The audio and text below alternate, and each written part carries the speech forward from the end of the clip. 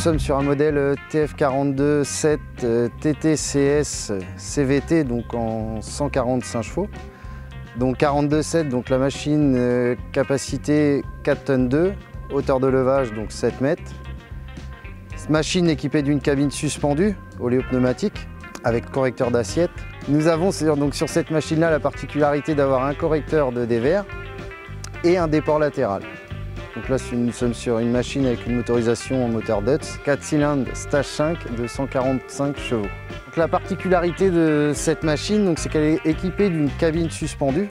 C'est une cabine montée sur un vérin oléopneumatique et qui s'adapte au poids du chauffeur, ce qui permet de garder toujours la même garde et le même débattement qui est d'environ 6 cm suivant le poids de la personne. Donc cette cabine, elle est fixée à l'arrière avec un bras qui est relié directement sur le châssis, et à l'avant la cabine est fixée avec un tirant qui permet de toujours maintenir la cabine droite.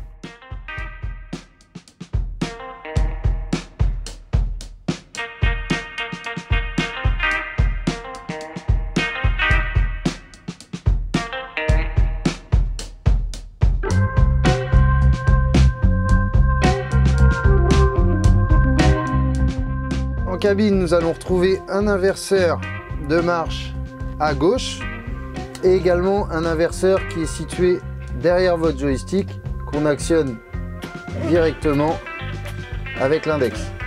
Sur cette machine, la particularité, nous allons retrouver un écran APASCS chez Merlot. Donc les différentes fonctionnalités de l'écran, donc réglage des différents débits, des mouvements, enregistrement des différents profils utilisateurs. Deuxième argument de cet écran donne une indication de charge avec une pesée. Au niveau du pédalier, nous allons retrouver 3 pédales. La pédale de droite qui est notre pédale d'accélérateur, la pédale au centre qui est la pédale de frein et notre pédale de gauche qui est la pédale inching, c'est une pédale d'approche lente.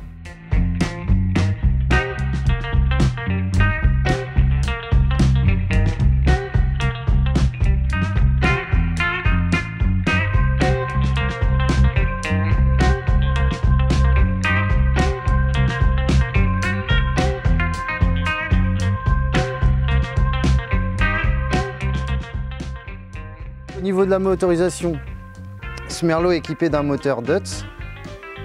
Au niveau des parties intérieures du moteur, donc, nous avons l'alternateur, compresseur de clim. Au niveau de la filtration, accessibilité, filtre à carburant, le filtre à huile. Donc au niveau des contrôles quotidiens, donc ici vous allez retrouver donc la jauge à huile, accessible, le vase d'expansion, et ici on va retrouver notre bocal avec le liquide de transmission hydrostatique. Et pour finir, à l'avant, nous allons retrouver le filtre à air. Donc là nous allons retrouver la partie bloc de refroidissement avec sur la partie supérieure une grille amovible pour faciliter l'entretien, et sur la partie inférieure nous allons retrouver un ventilateur avec inversion du sens de rotation des pales, actionné directement depuis la cabine par l'opérateur.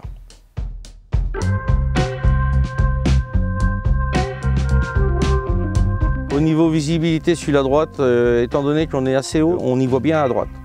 La suspension de cabine, ça semble bien, et la suspension de flèche est parfaite.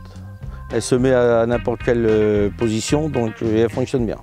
Et chez nous, là, on a pas mal de côtes.